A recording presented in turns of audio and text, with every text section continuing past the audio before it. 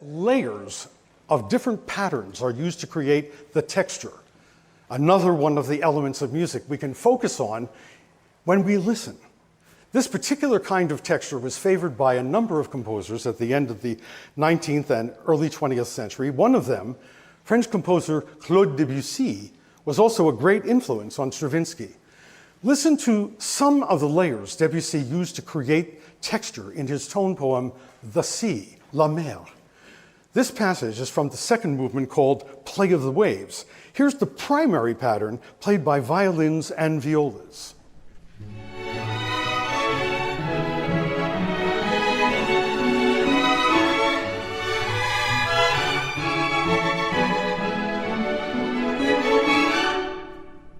Now listen to the rising scale-like pattern played by cellos and harps.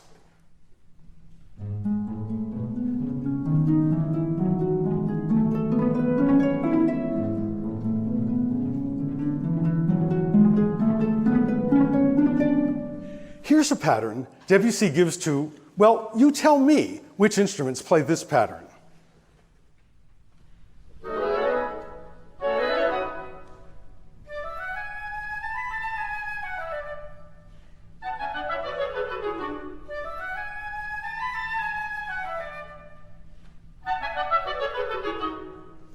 And that pattern was played by woodwinds. Yeah, woodwinds. The bassoons, the clarinets, oboes, flute, and piccolo. Here's one more pattern Debussy gives to the French horns and to one additional solo brass instrument. See if you can identify which one.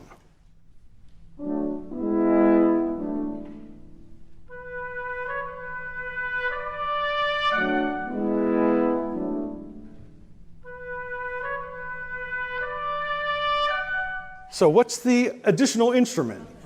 The trumpet, yes, very unmistakable. Now using these four patterns, layered one on top of each other, like lasagna, and by manipulating the dynamics, the use of loudness and softness, Debussy builds an enormous climax and then backs away from it. Allow your listening to absorb all four patterns as we now play them together for you.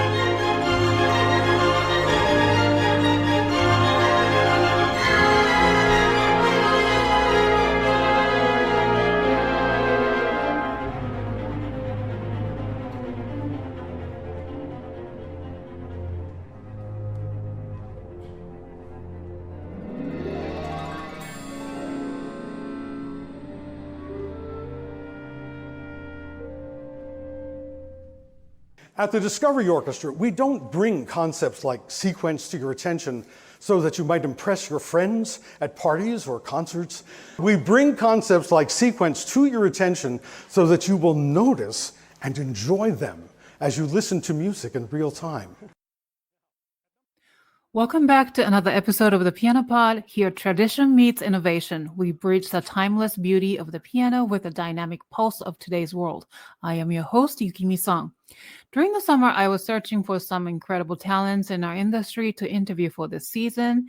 And after posting about it on social media, and I received warm feedback from our fans and listeners, we were able to create quite an incredible guest lineup for this season, thanks to you who took the time to fill out the nomination form. Well, one of our faithful listeners, Mr. Rick Collar, who is the executive director at the Discovery Orchestra, also took his time to fill out the guest nomination form for the show, and he nominated today's guest. Massive shout out to Mr. Collar. Thank you. Hope you're tuning in today. By the way, the link to the guest nomination form is in the description. So if you would like to recommend someone or nominate yourself for the future episode of the Piano Pod, we welcome your recommendation. Now, without any further ado, Let me introduce today's guest, Maestro George Marriner Maull. He is a distinguished educator, public television personality, conductor, and violist, whose love for classical music has profoundly impacted millions of listeners nationwide. Serving as the artistic director of the Discovery Orchestra and being a three-time Emmy-nominated public television personality, Maestro Maull has guided countless individuals toward becoming more discerning listeners, enriching their classical music experiences. Whether commanding the podium or engaging audiences in lecture settings, Maestro Maull's contagious enthusiasm for classical music knows no bounds. For over a decade, Maestro Maull has graced the stage as the host of the New Jersey Performing Arts Center's Classical Overtures, enlightening audiences before performances by world-renowned ensembles and artists. His radio program, Inside Music, now in its fourth season on WWFM, the Classical Network, continues to captivate listeners bi-weekly. As a distinguished conductor, Maestro Maull served as the music director and conductor of various orchestras, including the Philharmonic Orchestra of New Jersey, Louisville Ballet, and the New Jersey Youth Symphony. He has graced prestigious stages like Carnegie Hall and Lincoln Center and conducted performances in multiple countries, leaving an enduring musical legacy.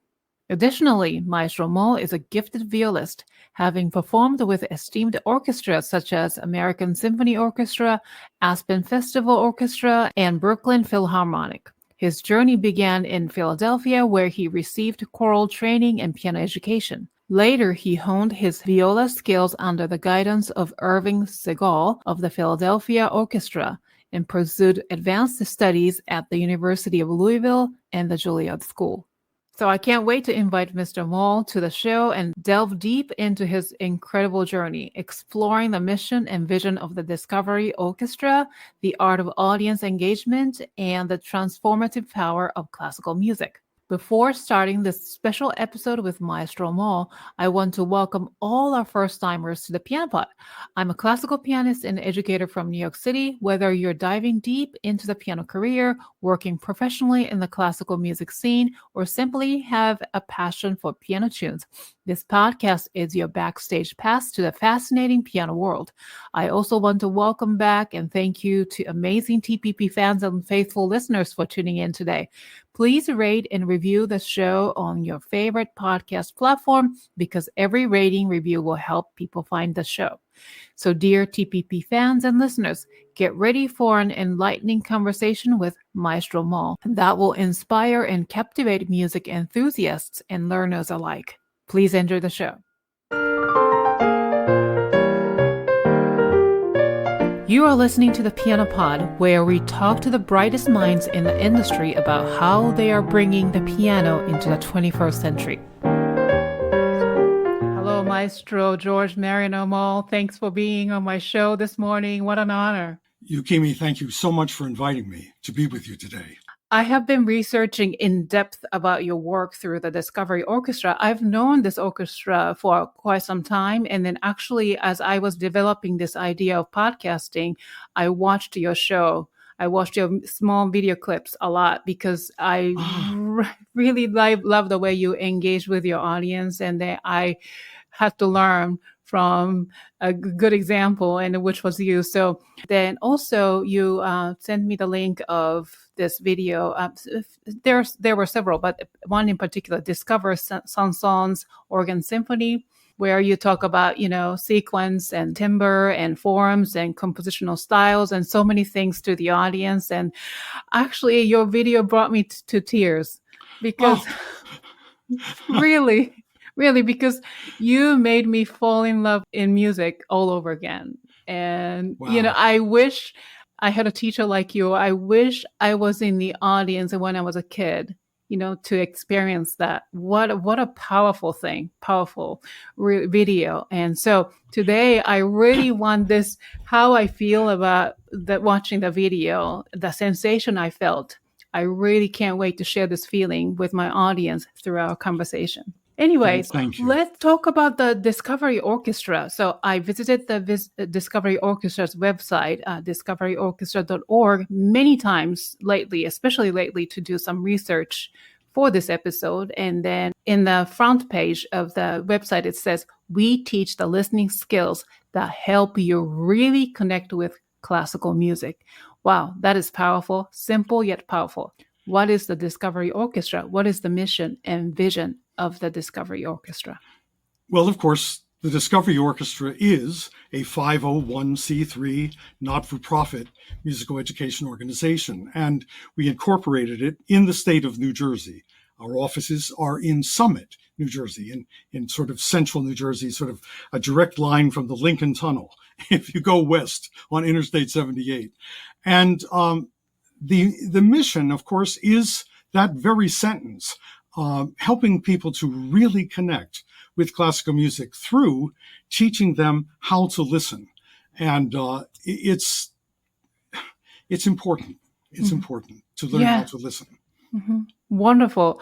And, in the society filled with electronically reproduced music, how does this Discovery Orchestra help people truly engage with classical music? Right. Well, as we know, there is a 24/7, rather incessant presence of electronically reproduced music. It goes everywhere you go. Supermarket, doctor's office, on the hold, on the telephone. There's always music being played in the background in our lives.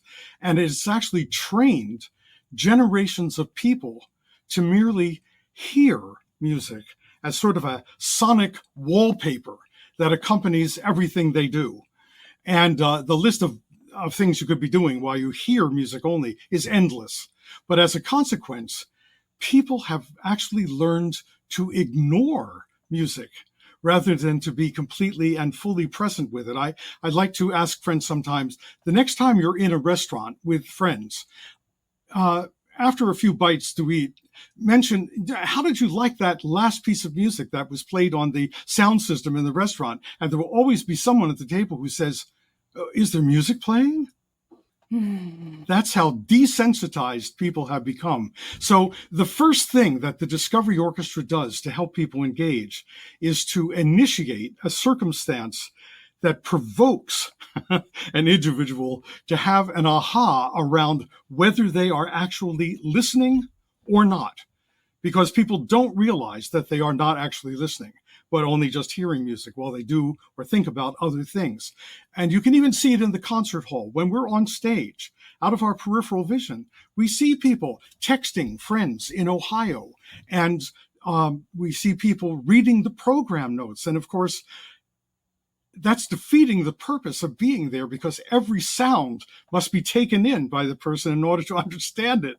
So all of these distractions, I mean, there's always someone in the audience who seems to be scanning the people around them for perhaps an attractive person to hook up with at intermission or something. It's amazing what people do in the concert hall.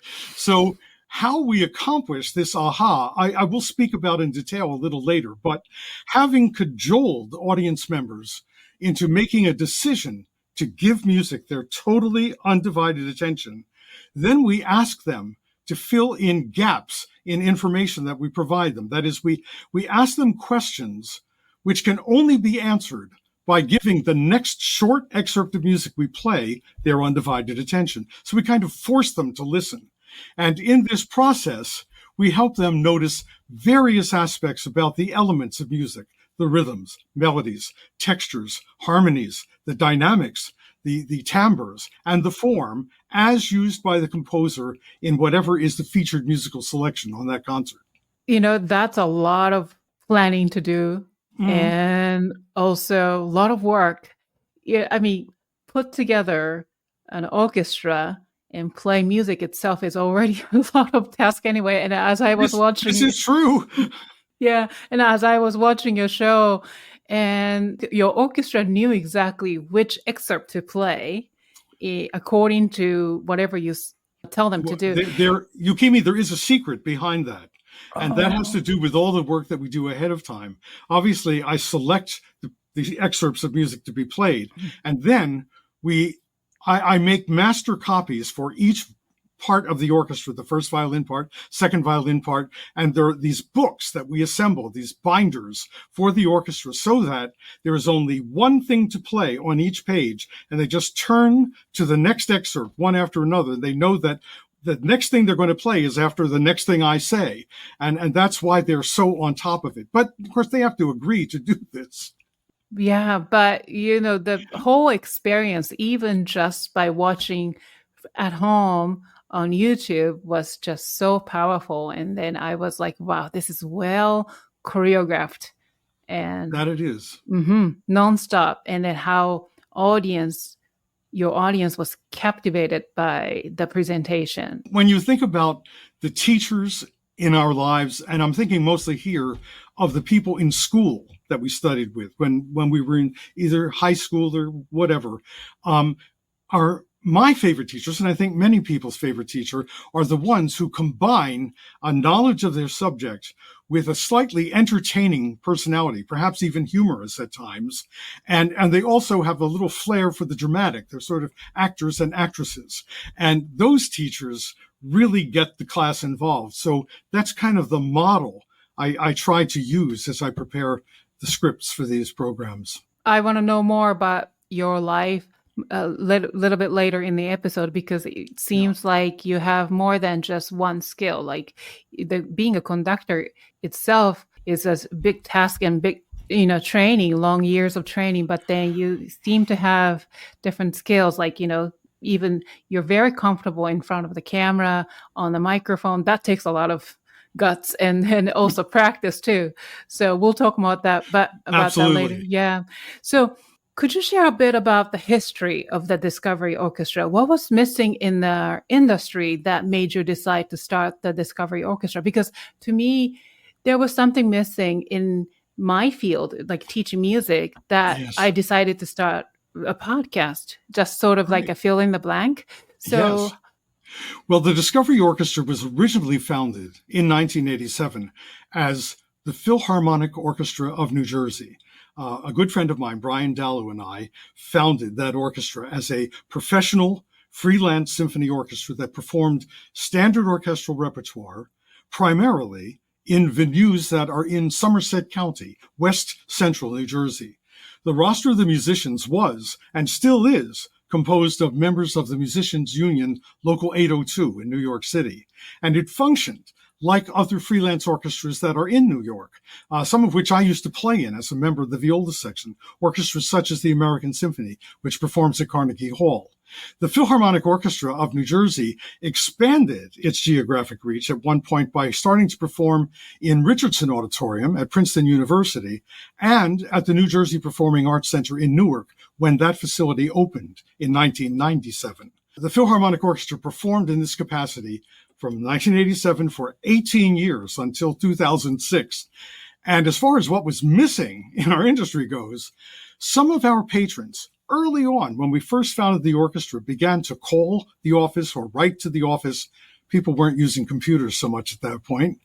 And they would ask if we knew of a course in music appreciation that would help them understand classical music better.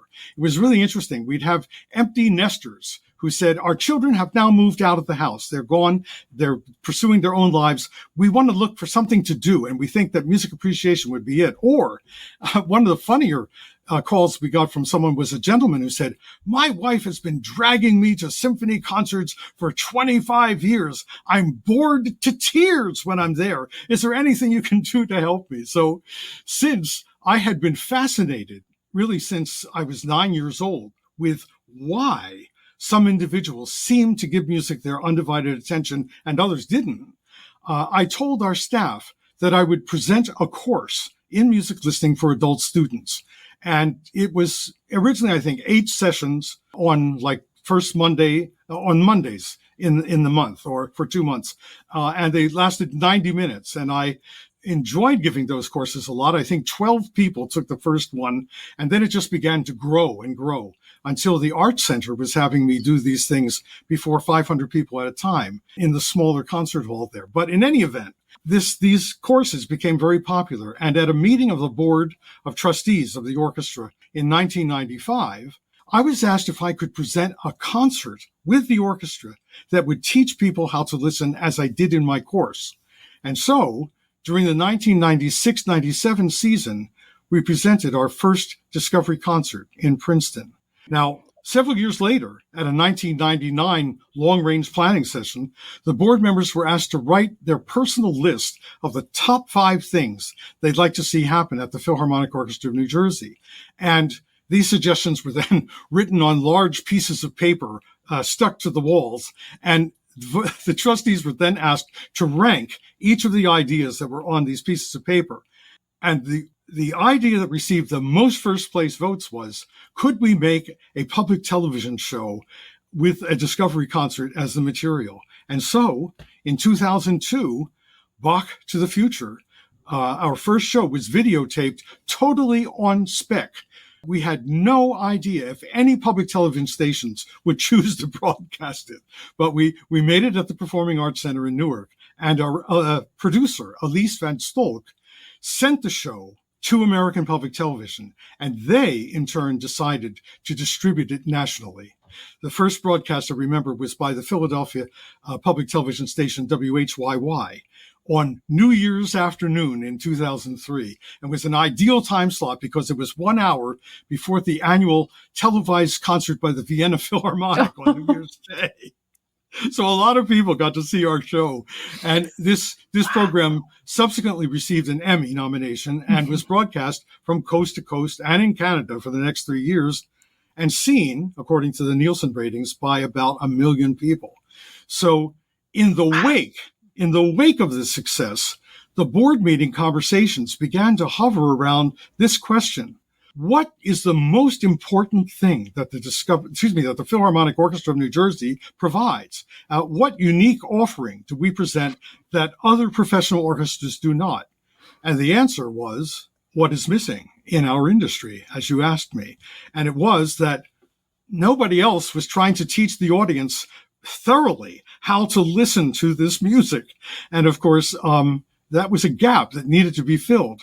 Now, there were audible gasps in the boardroom at a later meeting when it was suggested by one of the trustees that we consider presenting only Discovery concerts each season, no more regular symphonic concerts. I mean, it scared the board, but the momentum continued. And what followed was an in-depth strategic review that resulted in the 2006 renaming and rebranding of the Philharmonic Orchestra of New Jersey as the Discovery Orchestra. Wow. That is just quite a journey. It was. And then where does the name Discovery comes from? That's a cute story. I belong to my local Episcopal church, St. Luke's in Gladstone, and have since I moved out from the city. One of the members of the parish is now a good friend of mine. His name is Richard Somerset Ward, hyphenated last name, from Britain. He went to Cambridge University, and his last job was head of art and music at the BBC. So he had made dozens of television shows, many, I don't know how many, with famous singers like Pavarotti, and you name it. He did films with them, essentially, for the BBC. So he was very interested in what had happened to the Philharmonic Orchestra of New Jersey.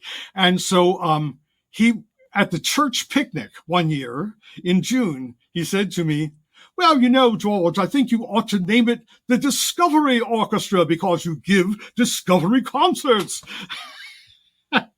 I said, "Bingo, you've got it." So we have Richard Somerset Ward to thank for our name. Mm-hmm. It's a great name, catchy, and then inviting as well. That's exactly what we need, right, in our industry. As you've said several times, your orchestra focuses on teaching listening skills. And I'm an educator, classical pianist, and I teach piano lessons. And as a teacher, my job is not just about teaching how to play the piano. Right. My job is much bigger than that. Yeah, I feel like, and Indeed. especially I'm doing this piano teaching on my own as a, solopreneur. This is my piano studio. So I feel like I have so much more to offer. I have to offer much more than just what's on the score. Does that make sense? So Yes. yeah, so I think teaching listening skills is part of my job as well, which I'm trying to do. And then, in the Sure. end, I want my students to attend Carnegie Hall. I live in New York City. I have this luxury. Right. My students have this luxury to go to any of this world-class concert anytime they want, every night. However, Right. do they go? Not so much. They're busy, but also sometimes it's a little bit intimidating to get there, right? And also, they're not being informed about how to listen, what to look for in music, Right. right? Right. Yeah. Right. So I think music education, teaching as a teacher, that is part of teaching as well. So, having said that, what are the 21st century general audience's needs? What do they want in the classical music setting concert, do you think? Well, I think that our biggest task is to help people discover how moving this music is. I mean, why would I want to go to a concert if I thought I would be bored? Many years ago, when I was still living in Manhattan, one of the board members of the New Jersey Youth Symphony, actually was the president of the board of the New Jersey Youth Symphony, which I was conducting at that time, and he had tickets to Carnegie Hall. His corporation had a box at Carnegie Hall, and he couldn't go. And so he said, would you and Marcia like to have these tickets? I said, absolutely, sure. Well, we went and found that there were lots of strangers in the box. Apparently, a lot of the executives were unable to go that night. So there were a bunch of people who had never been to a concert before, including a young couple who seemed to be maybe in their 20s. And they were turning to us and said, do you know what's going to happen here? I said, oh, I do. Now, the program this was the Vienna Philharmonic, one of the great orchestras of the world. And of course, Marcia and I were excited out of our minds to be there because we had never heard the Vienna Philharmonic live before. And so this young couple wanted to know what was going to happen. I said, well, just stay tuned and we'll find out. Now, sadly, the first piece on the program was Anton Webern's 5 Pieces for Orchestra, which, while it used all 95 or 100 people on stage, was a rather typical 12-tone composition, incredibly dissonant and unbelievably disjointed. And so when that piece was over, the couple turned to us and said, is this what it's like? And I said, not always. And I said, they were thinking of leaving. And they were going to exit the hall. And I said, stay until after intermission when they play Mahler's First Symphony. I said, then we'll find out what this is about.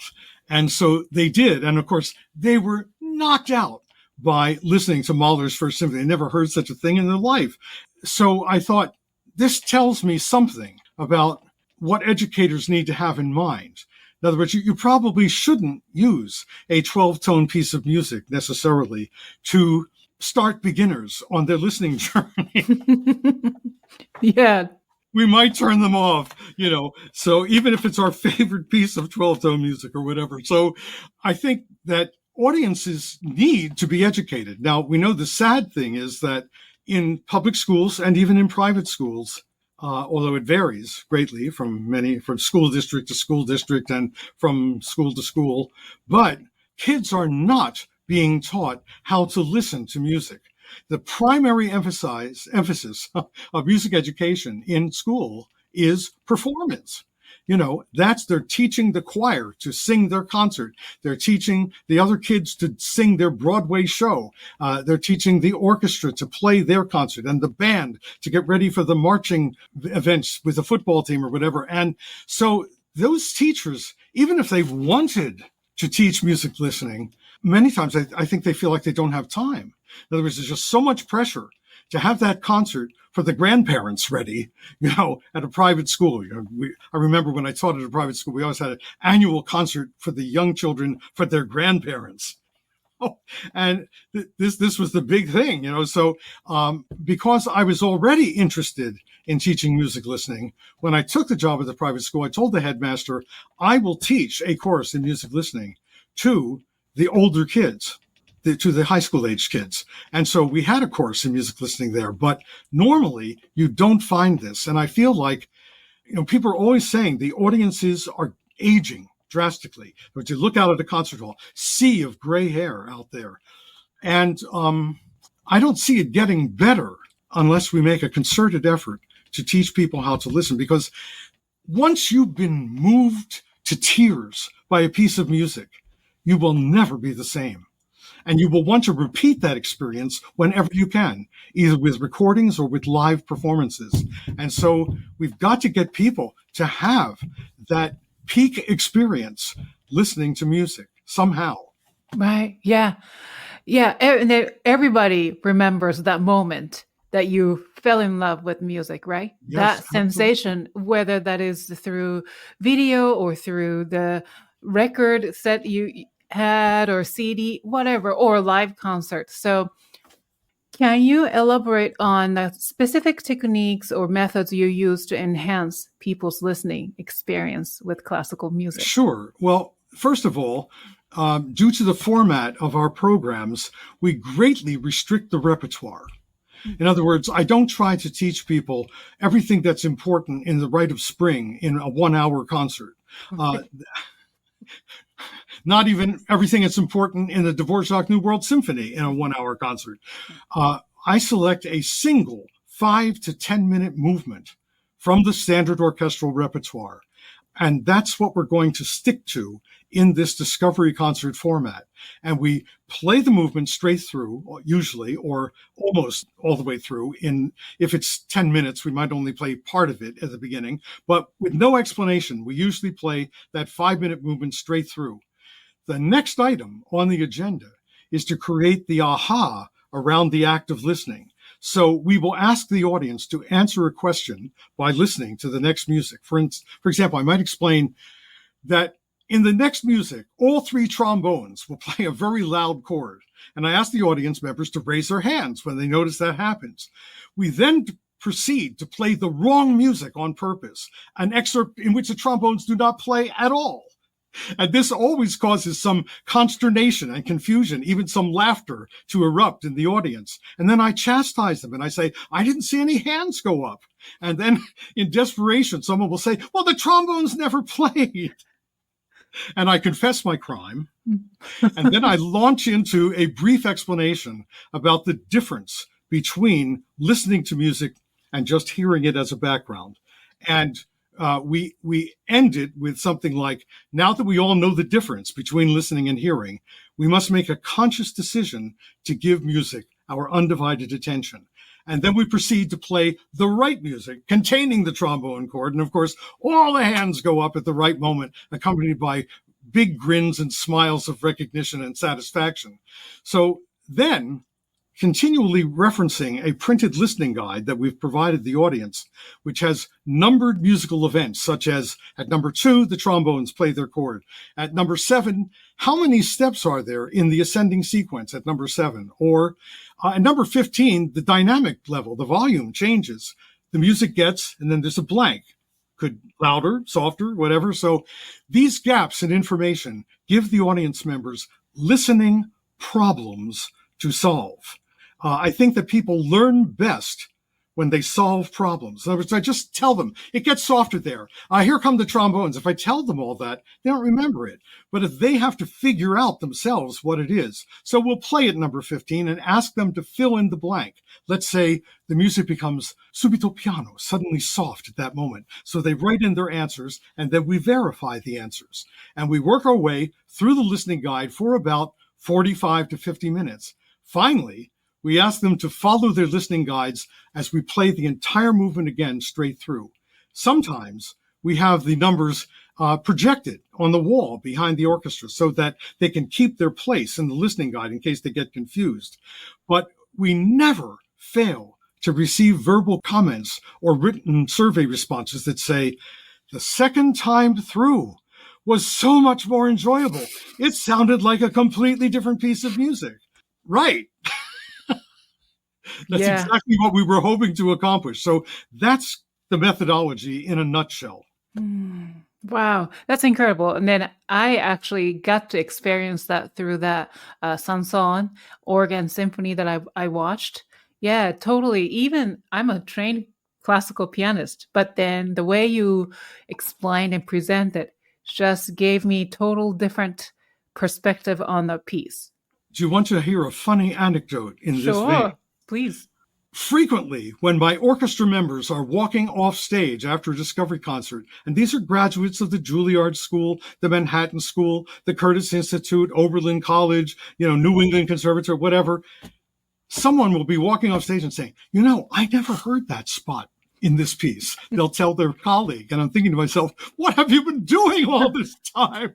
But it's fine. I'm glad that we can even have professional musicians discover something they hadn't noticed in a piece of music. Yeah, you are literally bridging the gap between the audience and the professional musicians. And that's so important because the way these general audiences would look at us, classical musicians, are like really cold stoned, non-expressive facial expression, playing music. But when I was a child, those few television shows that featured a symphony orchestra, except for Mr. Bernstein's shows, okay, Maestro Bernstein shows were very, very different. But if they made a film of the Philadelphia Orchestra playing or any other professional orchestra in the United States, what you saw was a group of men, mostly, almost no women, mostly white people, sitting looking very dour as they played their music, and I was thinking, anybody look at this, think, what on earth is the point of this? They look like they wish they were somewhere else. Yeah. So your point is well taken. Yeah, absolutely. I mean, I don't want the musicians to make funny faces to play the music. That's right. No. Yeah. And then, we're not really talking about dumbing down or watering things down. Not at all. No. Right? Yes. No. Mm-hmm. I mean, I don't bring puppets out on stage. I once have brought dancers out on stage when we did a Discovery concert on Strauss's Blue Danube Waltz. And so the second time through, we actually had professional dancers dance the Viennese Waltz while we were doing it in front of the orchestra. But that's the only time I've had something else going on besides just listening to the music, because that, of course, is the most important skill to develop. I mean, most people in the world only think there is song, things with words. I mean, if you asked a teenager when I was in high school, would you sit and listen to a 5-minute piece of music that has no words?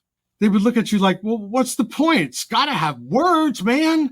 Some rock and roll song or popular song, that's what they want to listen to. So the very idea of giving your attention to music that is wordless, strictly abstract, this requires an adjustment of the mind.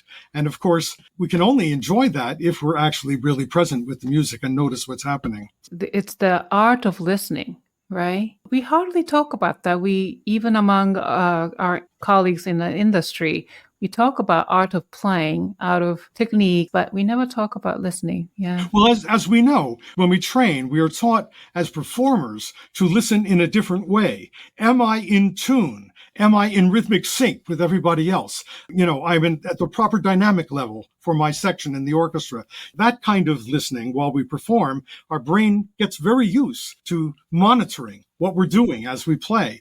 But the idea of listening just for the sheer pleasure of the experience, this is not something we talk about that much. Right. Yeah, absolutely. So how do you attract these audience or drive them to come to the concerts? That's another challenge, right? Yeah. It's a huge challenge. That is a huge challenge, and it remains so. I mean, obviously, when we were still giving live performances that were not recorded, we did what everybody else does. It wasn't beyond me to go around neighborhoods putting up posters in supermarkets. Literally, anything you could do. We tried to get local news media, newspapers were still being used. Of course, now it's the internet, but then you tried to get a writer to do a feature on the concert that was coming up. In fact, I never cared if we were reviewed at the concert. I wanted someone to write a feature saying, if you go to this concert, you will be amazed at what you discover or learned or whatever, just to whet people's appetite in that fashion. Interesting story about music criticism. When I lived in Louisville, I was in my first marriage, and my wife's brother-in-law was a very fine amateur guitarist. His idol, country music guitarist Chet Atkins. And so he was always at home after he got home from work, trying to imitate Chet Atkins' style of playing. So anyway, I asked him one afternoon, have you ever been to a concert by the Louisville Orchestra, which I was a member of at that time? And he said, no. He said, have you ever read in the paper what they say about those concerts?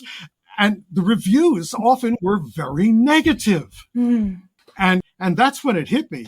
Boy, professional classical music do not need music reviewers. They need someone to hype the concert in the media before it happens so that people like my brother-in-law would want to go. So, of course, I took him to a concert after he said that to me. I said, Jenny, you're going to go to our next concert. And he came out transformed. He said, how can all those people play together like that at the same time? I mean, someone who was an amateur musician, he could well appreciate the discipline involved in what we were doing. Anyway, it's just, hello. Yes. I know it's a lot.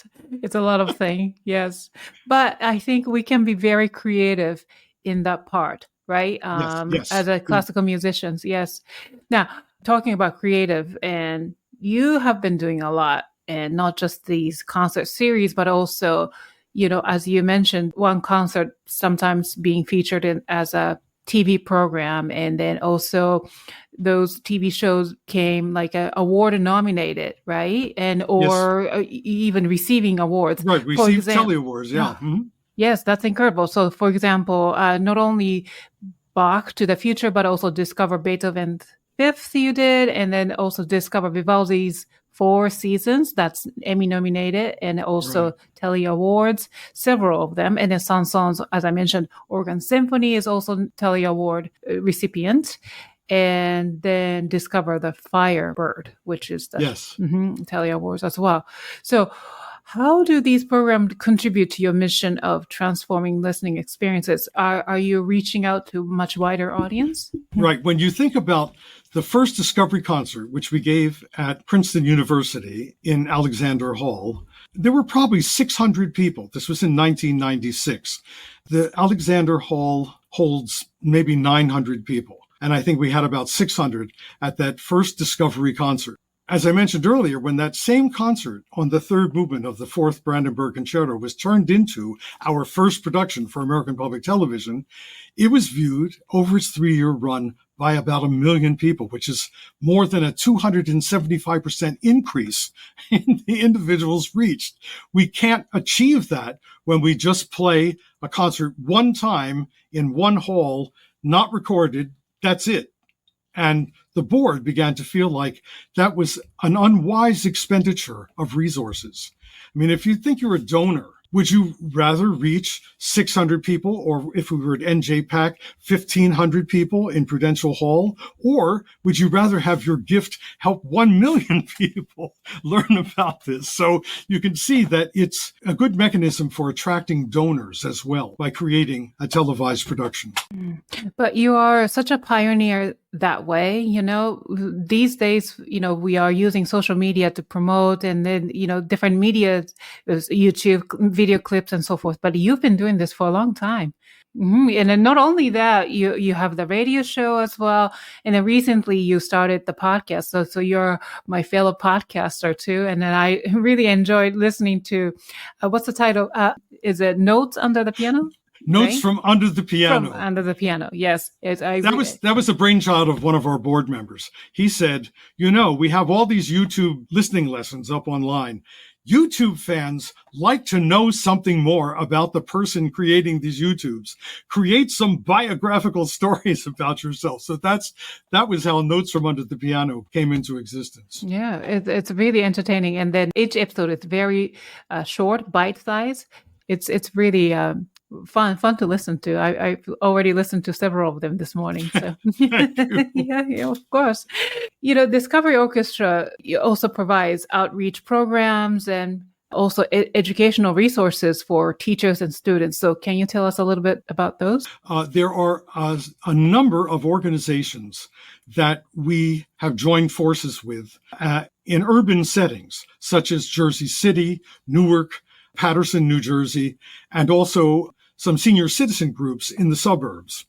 And what happens is that these organizations, in some cases, the people that founded the organization knew about us, or, for instance, the organist at my church teaches at the Newark Boys Chorus School. Okay, he's one of the faculty members. So, of course, we had that connection. And actually, our former executive director, Virginia Johnston, was on the board of the Newark Boys Chorus School. And so, it became early on a suggestion, go to the school and work with the students there. And then as far as Paterson goes, it's been running for quite a while now, but there's a thing called the Paterson Music Project, which is an El Sistema-based organization. And they sort of function now under the aegis of the New Jersey Youth Symphony and of the Wharton Arts organization. Wharton Arts is a rather large community music and arts school out here in the burbs. But they have this huge support going for the Paterson Music Project. And it started out, again, with just a few dozen kids. And there are hundreds of students involved in that program in Paterson now. So, again, the idea was take music listening lessons to them. So we still do this. Another group that we work with is Keys to Success. And the keys being referred to are piano keys. Yes. And this is an incredible organization in Newark. Yes, actually, I interviewed Jihoon Kurska. Jihoon, yes, she's incredible. Anyways, sorry. Yes, she's again just an incredible force for good, and so she knew us, and we began inviting their students to come to our Discovery concerts when we were still doing more of them live, and we feel that we have to move and make ourselves available to people who might not otherwise find us, wherever they might be. And so now we actually send a string quartet out to these situations, as well as even still doing, leftover from COVID, some Zoom sessions with these groups, as well as with senior citizens. So how does this Discovery Orchestra work? So you have a concert series like throughout the year? Well, not really at this point. It's very interesting. Before COVID, I'm thinking this was like in 2018, we had one of our 3-year strategic planning sessions starting. We used to do 5-year plans, but we realized that the world was changing too quickly. So we switched to 3-year plans. So we had started a 3-year plan in 2018. And the essence of that plan was, because everyone seems to be living on screens at this point, at the end of this 3-year plan, by the end of it, gradually give fewer and fewer live performances until at the end of the 3-year plan, we would only be making electronic product for either television, the radio, or the internet. And that was, again, a scary thing to do. But of course, the irony was that when COVID broke out, it was as though our board had some sort of clairvoyant moment. And because when we got there and no one could be performing live at that point, we were already set up, to do our thing online and in other media electronically. So at this point, the only live things are our outreach programs for the kids and the senior citizens, and the smaller events that we do. We still do an occasional, what we call intimate afternoon, in which some performance takes place either by a solo pianist or a string quartet or a clarinet quartet or whatever, and we make a discovery concert out of it.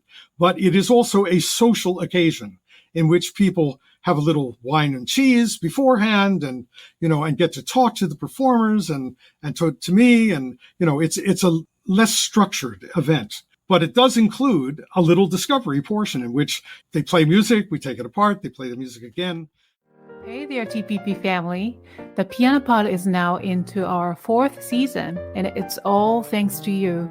Since 2020, you've been with my journey with the TPP, exploring this burning question: how do we make classical music resonate with today's audience in fresh and captivating ways?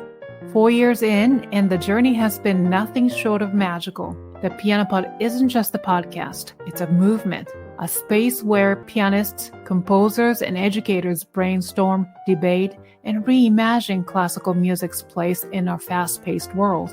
We're together on a mission to ensure classical music doesn't just survive, but thrives in our modern age. But here's the thing. To keep bringing you these insightful bi-weekly episodes, I need your help. Every bit of support goes into the podcast essentials, from hosting to high-quality recording tech and the countless hours behind the scenes. So do you want to be part of this journey? Click the PayPal link in the show notes or head to thepianopod.com to donate. And as a token of appreciation, I will personally mail you the Pianopod's snazzy logo sticker. So hit the subscribe button, spread the word, and let's continue our mission and journey as classical musicians. Now let's continue with the show. And then not only the videos, you ventured into apps now, and it's called Aha Classical, and I follow you on Instagram, Aha Classical. And then also I just downloaded the app on my phone, Aha Classical app. Yes. I haven't tried it yet, but I watched the introductory video. I think you are on the video and in the very studio where you are and explaining about how to use this app. So tell us about this app. What is it and who is this for? What's the purpose? Well, as I may have mentioned earlier, my wife is a pianist and a piano teacher. And so for years, her students have been coming to our home here in Bedminster. And I used to sort of get a kick out of watching siblings arrive at their lessons. There was always the question of who went first, you know? Yes. And the other would sit on our couch waiting for the lesson. And of course, I had seen this in my childhood. My mother was a pianist and a piano teacher. And I remember her students would come she had more than a few sibling groups that would come for the lessons. Of course, in those days, there was nothing to do but either work on your homework for school or read something. But back in 2015, 16 or so, I remember that Marcia was giving a lesson to one of her sibling people, and the brother was sitting on the couch, totally engrossed in his handheld electronic device, as so many children are these days. Right. Okay. And I thought to myself, it's like a light went off. And I thought, I wonder if some game could be created that would teach children or adults for that matter, how to listen to music, yet another way to get to them. And so at that time, our education committee of the Discovery Orchestra formed a subcommittee called the Game App Committee. And we met many times and discussed ideas. We downloaded all sorts of musical games that were already on the web. And then we even had consultations with a professor at Temple University in Philadelphia who specialized in creating things like game apps. And at the conclusion of all that, he said, I think it's going to be too expensive to try to develop a game app. And besides which, you should really create this on your website, not a separate thing to be sold to people. Forget any commercial value in this. You won't get it. It just won't happen. But if you want to use your website. So anyway, we abandoned the idea until last year. Mm-hmm. And last year, one of the organizations that we partner with, this is Social Impact Studios in Philadelphia, they were really excited about this idea of a game. And they said, we will partner with you. We will do the technical end. They're the technical geeks and the gurus of internet technology and what have you. And they said, we will help you create this game. You supply the content. You've got all of this content already online. Let's chop it up and turn it into a game app. So that's how it came to be. And we just released it this past week. Really? Wow. Wonderful. Congratulations. And so it's a game. So how do you call it? Like it says quest. So one quest another and they pass and then they go to another. Then they can go on to the next quest. And if you get the right answers, you earn notes instead of stars or or lingots or yeah. whatever coin, you get notes if you get the right answer. Wow. So, we're anxiously awaiting some initial feedback from people to see how it's going down. It- We can obviously modify it, adjust it, change it as we need to. And then how many pieces are in the app? At the moment, there are just 2 quests. Okay. And I think there are probably just 2 pieces of music, one in each quest that gets explored in more detail than the other things we ask of them. But we are going to come out with a 3rd quest sometime this month. And I'm not sure yet what they're picking as the piece. And then there are like orchestral pieces. Yes, they are Yeah. orchestral pieces. Exactly. I think, every era you go through or time period you go through in life, it's just the way you reach out to the audience changes, right? Yeah, correct. Yeah. And you have to stay up with what's happening. And then which you're doing. Well, I must say, none of us work in a vacuum. And I have such an incredible staff of people that I work with. Ginny Johnston left being executive director, but stayed on as chief finance officer of the corporation. Rick has a tremendous background in music. He studied at Juilliard pre-college as a teenager, is a wonderful pianist. And then he got his master's degree in business and worked for music publishers, creating textbooks for use in classrooms, in public schools and what have you. So he was already in his life very much on the page of the kinds of things we do. So because my wife played classes for his mother, who's a cellist and a cello teacher, we got to meet Rick. So when we found out who Rick was, we then asked him to serve on the education committee, which he did. And then when Ginny left, he just happened to be looking for a new job at that point.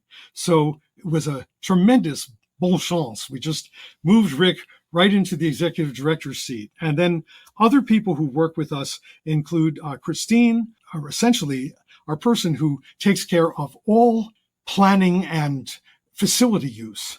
And she came from a business background in New York City. Wonderful, wonderful person. And then Michael, who is another one of our staff members, he was one of my concert masters in the New Jersey Youth Symphony and is now himself also a conductor. But he was looking for part-time work. He's just finishing his doctor's degree in conducting at Rutgers. So I'm surrounded by very talented, hardworking people. I mean, there are only the 5 of us, but we do a lot. And then the board members and the volunteers help to make all that we do possible. I mean, again, I don't do this by myself. I do it with the help of my friends, as the Beatles song says. But that speaks volume about you. Like, they believe in your vision and they really truly see your hard work and dedication, devotion. And that's a wrap for the first part of this special episode on the Piano Pod with guest Maestro George Marriner Maull. If you have been enjoying our episodes, please rate and review us on your favorite podcast platform. You can also watch this episode on the Piano Pod's YouTube channel. Please find us on social media to get the latest piano news via Facebook, Twitter, Instagram, and LinkedIn. So hit that subscribe button, spread the word, and don't forget to follow the Piano Pod on social media. All the links are in the description. Tune in next Tuesday, November 21st at 8 p.m. for the rest of the interview with George Marriner Maull.